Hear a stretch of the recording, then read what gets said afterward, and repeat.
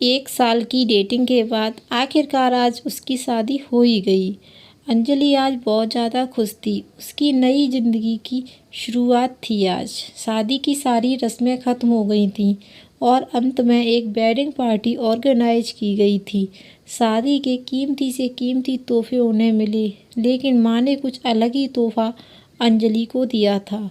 माँ ने अंजलि को एक नई बैंक की पासबुक दी और कहा, बेटा यह सेविंग अकाउंट मैंने तुम्हारे नाम पर खोला है और इसमें 1 लाख जमा कर दिए हैं।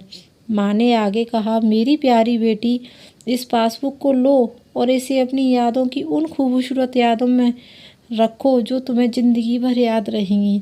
जब जब कुछ अच्छा और यादगार तुम्हारी ज़िंदगी में घटे तो इसमें कुछ रकम जमा कर दिया करना और इस रकम में किस कारण से जमा की है वो ज़रूर मेंशन करना। जितनी ज़्यादा खुशी होगी उतनी ज़्यादा तुम इसमें रकम जमा कर सकती हो। पहली राशि मैंने तुम्हारे लिए जमा कर दी है। अब आगे तुम अपने पति के साथ इसे बढ़ाना और जब कई सालों बाद तुम इसे देखोगे तो तुम्हें पता चलेगा कि तुमने अपने जीवन साथी के साथ कितने खुशी के पल साथ जिए हैं। अंजलि ने बाद में यह बात अपने पति को बताई।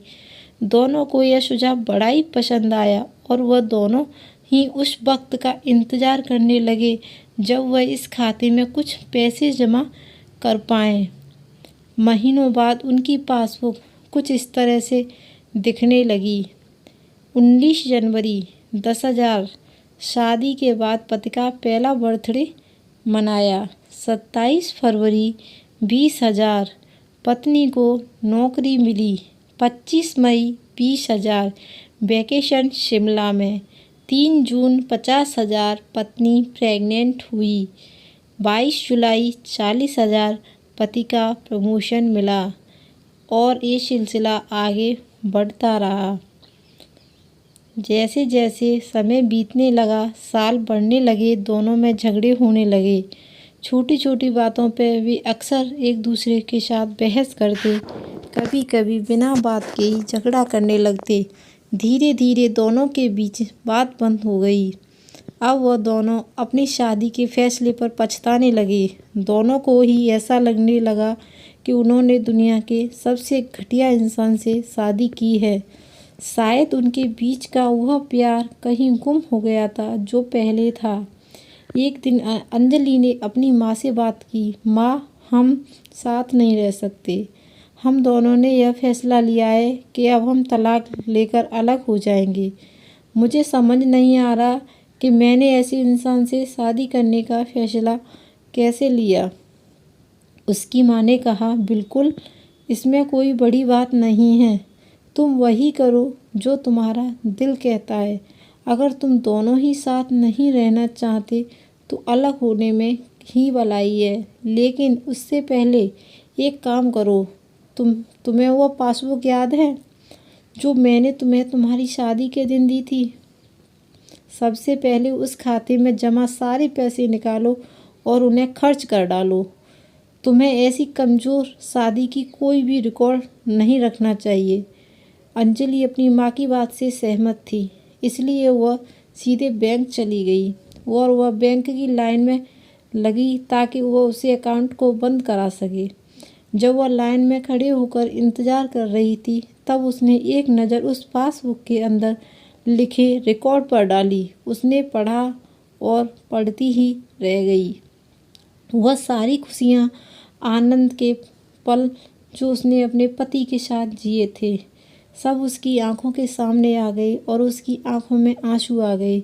वह तुरंत वहाँ से निकल पड़ी और घर पहुँची। अंजलि ने घर पहुंचकर सबसे पहले वह पासबुक अपने पति के हाथों में रखी और बोली, तलाक लेने से पहले इस खाते में जमा सारे पैसे खर्च कर दो और इस खाते को बंद कर दो। अगले दिन पति बैंक गया, खाता बंद कराने के लिए लाइन में लगा। जब वह लाइन में अपना नंबर आने का इंतज़ार कर रहा था तो उसने एक नज़र उस पासबुक पर डाली और उसने पासबुक के अंदर लिखे रिकॉर्ड को पढ़ा और पढ़ते ही रह गया। भूतकाल में अपनी पत्नी के संग जिए वह खुशियों के पल, वह सुंदर यादें, वह प्यार के पल उसकी नज़रों के सामने किसी मूवी की तरह चलने लगे। थोड़ी देर बाद वह भी बैंक से निकला और सीधे घर पहुंचा। घर पहुंचकर पासबुक उसने अंजलि के हाथ में रख दी। अंजलि ने जब पासबुक को खोलकर देखा तो उसमें एक नई एंट्री 10 लाख की थी और उसके कारण के रूप में लिखा था, मैं वह दिन जब मुझे यह एहसास हुआ कि तुमसे कितना प्यार करता हूँ और यह कि तुम मेरी ज़िंदगी में कितनी खुशियाँ लाई हैं, ये उसके लिए। वह दोनों एक दूसरे के गले लगकर खूब रोए। उन्होंने उस पासबुक को संभाल कर तिजोरी में रख दिया।